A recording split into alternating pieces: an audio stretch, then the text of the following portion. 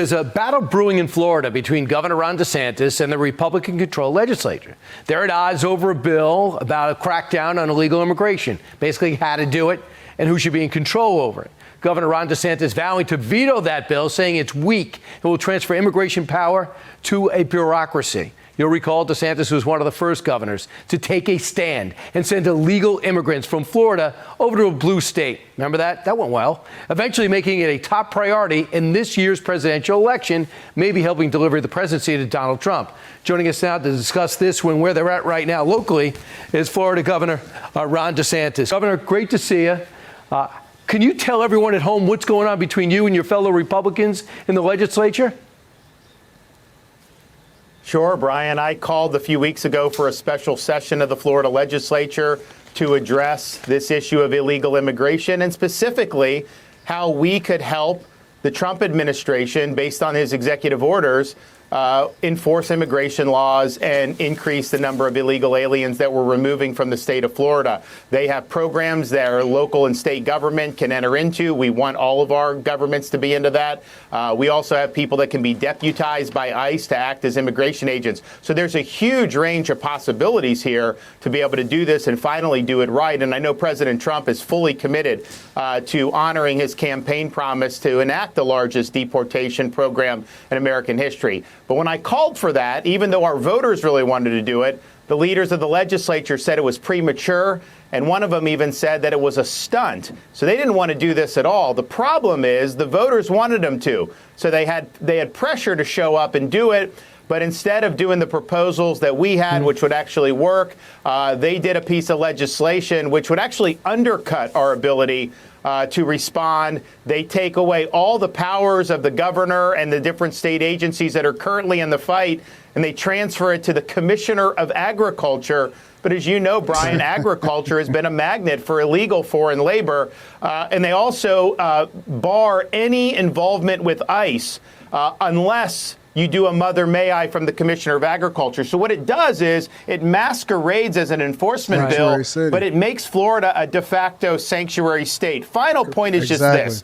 I've never seen a more negative reaction for anything the Florida legislature has done from our grassroots than I have seeing how they've done this bill. It's almost unanimous. Right. People want this problem solved once and for all. My set of proposals will do it. Their set of proposals will make the problem worse. And we could put These are the type of people that we call rhinos, right? And a rhino is a Republican in name only, right? Meaning that they may campaign on the idea of being a Republican, but when it comes to actually putting feet to the ground, pedal to the metal, and getting things done, they don't operate on the same principles that people want things done inside of our legislature, including in the state and your local municipalities. So now you have to start holding these people accountable because the people are voting exactly what they want. They pay attention to what's happening in politics. The majority of us, we look at how things are going and then we start to make an adjustment accordingly. You can't just go off and do what you want to do and then also still benefit from being a part of the Republican Party. You can't do that. And when you see that, you really know that they're liberal, right? They're liberal in their beliefs. They're liberal in their thinking. They're liberal in the way that they then craft laws. They don't really do their job. And you have to be a reflection of the people. You have to implement what the people say makes the most sense for them. Otherwise, we're going to hold you accountable. Now, I can't hold the legislature down there in Florida accountable, but obviously the people are very much involved. Obviously, Florida has been a red state for a while now. Governor DeSantis has been representing Florida in a very positive way, in my personal opinion. And so what you see is they're trying to make it a bureaucracy.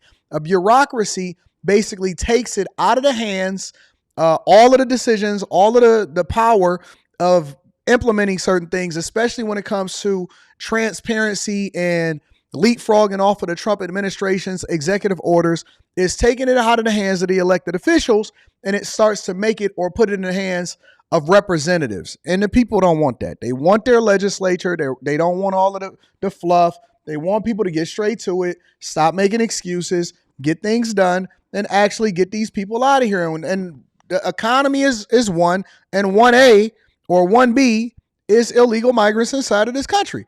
I don't know what they don't get about this, what they don't understand. Put them on the screen while we talk. But, Governor, just researching and getting ready for the segment, it seems personal. It seems like you killed the Agriculture Commissioner's $300 million water bill. The House Speaker says he tried to call you, didn't return his call. So is this personal amongst Republicans? And are they running to President Trump to referee it? Don't need no referee. Do what you're supposed to do. You have to ask them, but I can tell you this, Brian. When you get elected to office, you have a responsibility to do what's in the best interest of the people that put you there. You shouldn't worry about phone calls. You shouldn't worry about these other things. It's not about you. It's not about these personalities. It's not about turf war.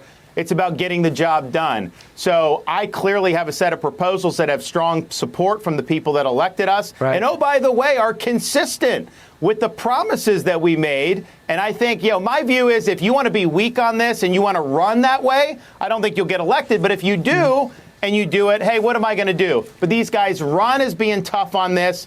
And then when given the opportunity to seize this moment and really deliver history hand in hand with the Trump administration, they squish out and they do something like this. But I do think some of them may be operating more on their own personal agendas. That's possible. Obviously. But that would help explain why you would do such a stinker bill. Focus on the people. We're not here. It's not about me or the legislature. It's about them.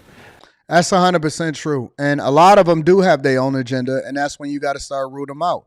You got to start looking at the traitors. The state reps should be a reflection of the federal, because one of the reasons why we wanted to win every house, all of the seats, control the House, control the Senate, is because we actually want to get stuff done this time. We don't want to wait. We don't want to start having these conversations with y'all. We don't want to start debating back and forth. The people have spoken. Get stuff done. Don't become a sanctuary city. Don't start moving against the will and the interests of the people. Do your job and do what you're supposed to do, or else the people are going to get you out of there. People have already made up in their mind. They're not playing no games. You're not going to be a rhino. You're going to get it done, and we're not going to play no games with y'all. And, Governor, you're going to veto this thing. And even though they have a supermajority, it might be trying to override it.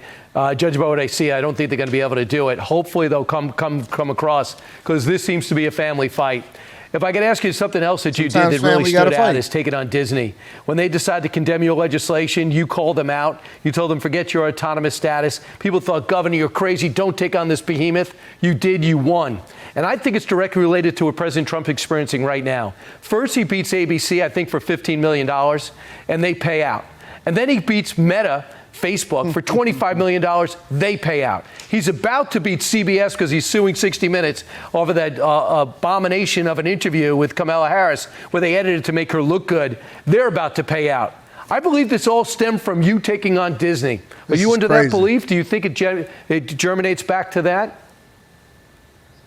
Well, I think we were the first to really, and Disney's the 800-pound gorilla in Florida, but we had to do what was right, stand up for kids. We don't want gender ideology imposed. We did remove their special control over this local government, and now we run it with governor appointees. And guess what?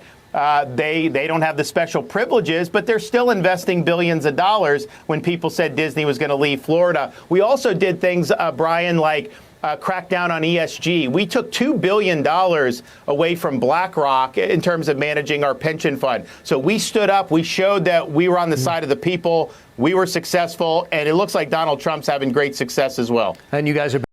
And that's phenomenal. I think that DeSantis is a phenomenal governor, probably running a close second to Greg Abbott down there in Texas. I think that he's a phenomenal governor, even though we have some blue cities that probably need to get themselves together like Houston, because Houston was right along with everybody else with Chicago and New York and designating themselves as sanctuary cities and all of this.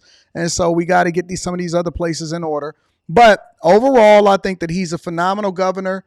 I think he's doing a great job. And all of these other legislators, you need to get them out of office because they're not doing the thing that's best for the American people. Let me know what y'all think inside of the comments. Make sure y'all tap into the Patreon. Link is in the description.